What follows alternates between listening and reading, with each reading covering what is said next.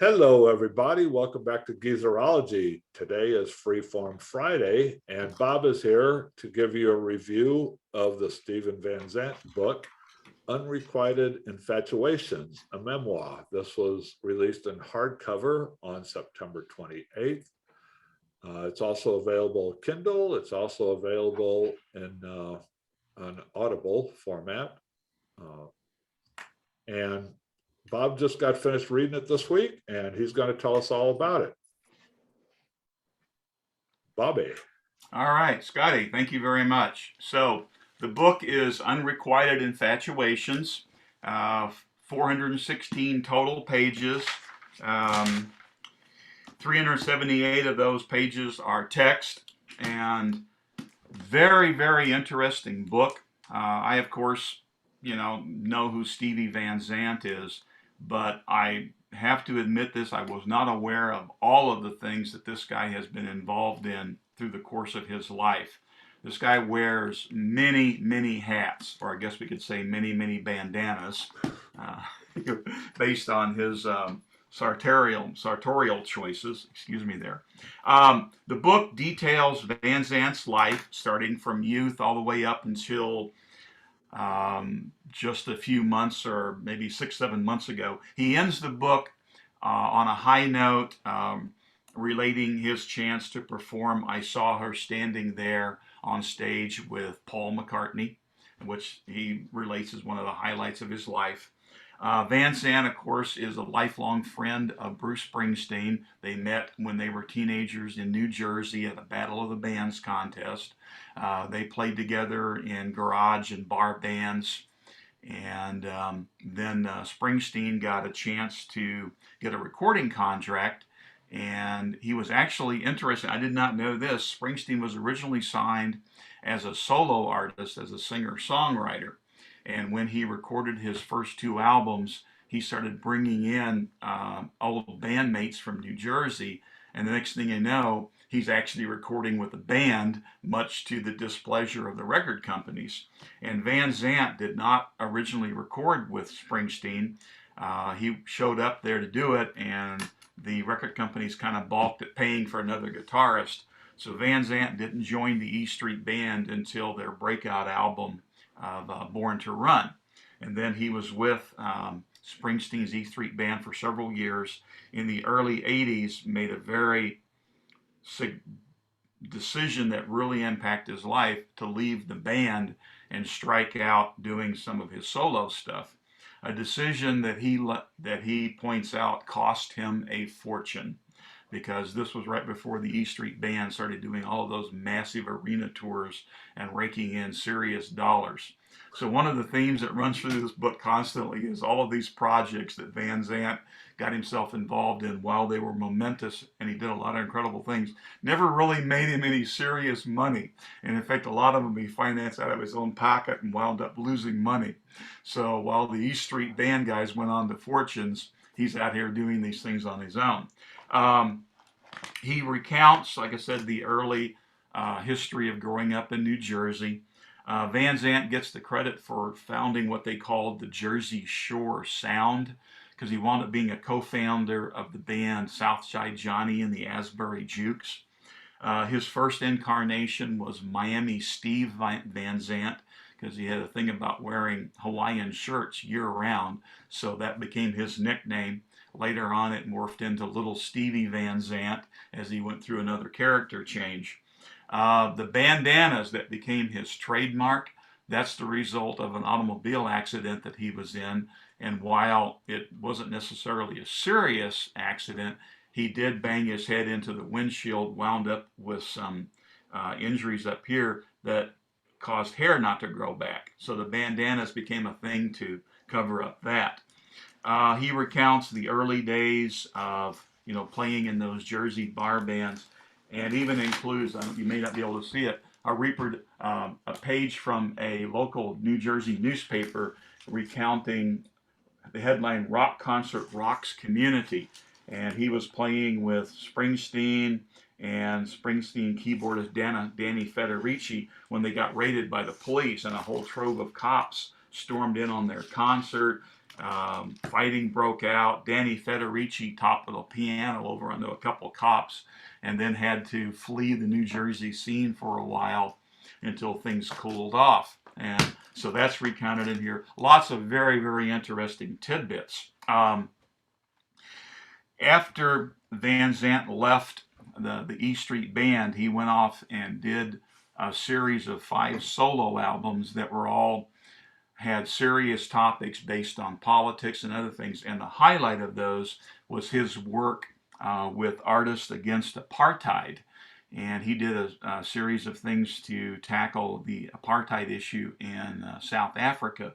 And he recounts in the book, including sneaking into the Soweto ghetto in South Africa, which was actually violating the law, to meet with some of the anti-apartheid groups.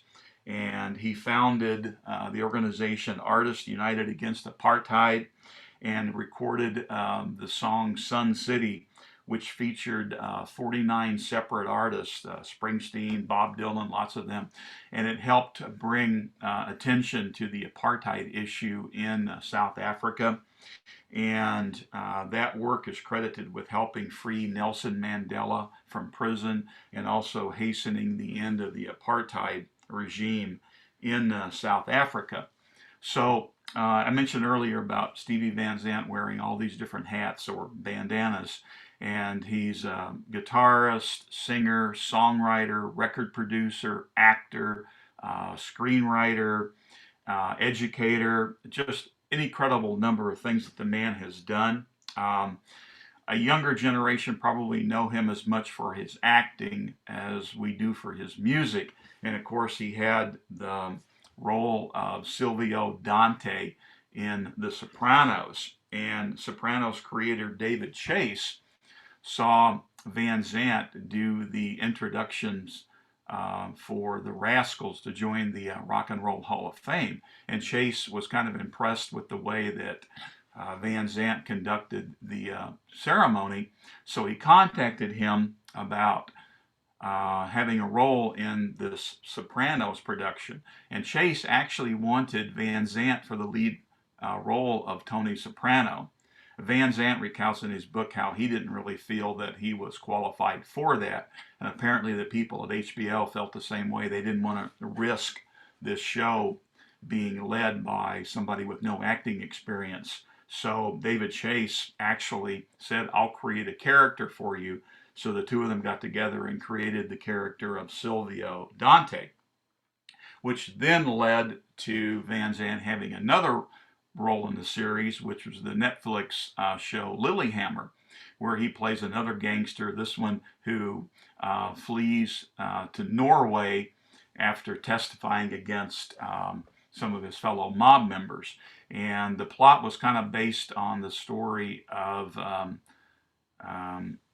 some actual things that actually happened in the New York Mafia.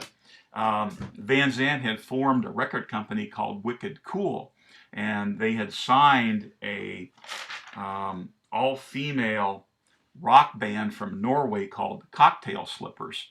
And Van Zandt had written a couple songs for their debut album and was in Norway serving as a producer for the album when he was approached by a male and female script writing team. And the woman was nursing a baby when they approached him and said, hey, we wrote a TV series for you. And that was how Lilyhammer got started. And in an effort to secure funding for it, Van Zandt recounts how he approached Netflix. And at the time, Netflix didn't have that many, original productions. And Netflix was interested in becoming a network that would provide international content. So they actually funded this to a tune of $1 million an episode, and it became Network's first true international series. So that was one of the first for him. And anyways, they say Van Zandt's led an interesting life. He's done just tons and tons of things with his life. Rare for a rock and roll star, not much of a drug history with him, and he's been faithfully married to the same woman for decades. So kind of an interesting take on the rock star life. He, like I said earlier, was co-founder of Southside Johnny and the Asbury Jukes, wrote a lot of their better known songs. For the last, in the 21st century, he's been touring with a band called the Disciples of Soul. They've released some albums. Earlier, they did an album where they covered a lot of Beatles tunes and recorded it in front of the old Cavern Club where the Beatles performed. He's gotten involved in education, formed an organization called teachrock.org, and that was an outgrowth from the George W. Bush administration, where they started pushing test scores and stuff in public schools to the point where a lot of schools started dropping arts and music from their curriculum. So he created this organization called Teach Rock to bring music back into the curriculum. So like I say, the man's just done a lot of fascinating things in his life, and the book chronicles all of those. He touches on a lot of his political opinions, and of course, you know, they're liberal in their nature. So all around, it's a very interesting book, and it's a guy who's been around for decades, who has had an incredible impact on a lot of music, but never quite made it to superstardom like his teenage friend Bruce Springsteen. Van Zandt is back with the E Street Band. He reunited with them, and did perform on the latest album, Letter to You, that came out I believe last year or early this year from Springsteen. So all in all, a very, very interesting book. And like I said, I learned a lot about the man that I did not know about, and he paints a really fascinating story about those early days of rock. And Van Zandt is a big, big proponent of keeping what we consider rock music alive, particularly the music of the 60s. He holds a lot of the actual AM radio type music from the 60s in very, very high esteem, and has tried recreating some of that sound, with his band, the Disciples of Soul. So all in all, if you're interested in history of rock music over the last several decades, I definitely encourage you to pick up the book and check it out.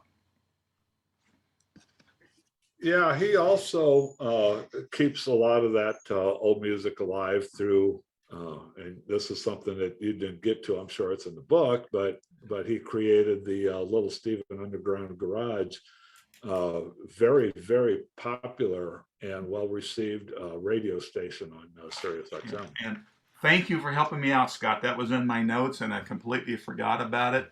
Yes, he created the first two 24/7 satellite radio programs ever, Little Stevie's Underground Garage and another one called Outlaw Country. So he was the first person to actually create programs for satellite radio. He's a Renaissance man. Yes, he is, very much so. Very So much how does a guy who's never done it before, probably, how does the guy all of a sudden turn up on a fairly big budget TV show and just start acting? And I think you've told me you've never seen The Sopranos, but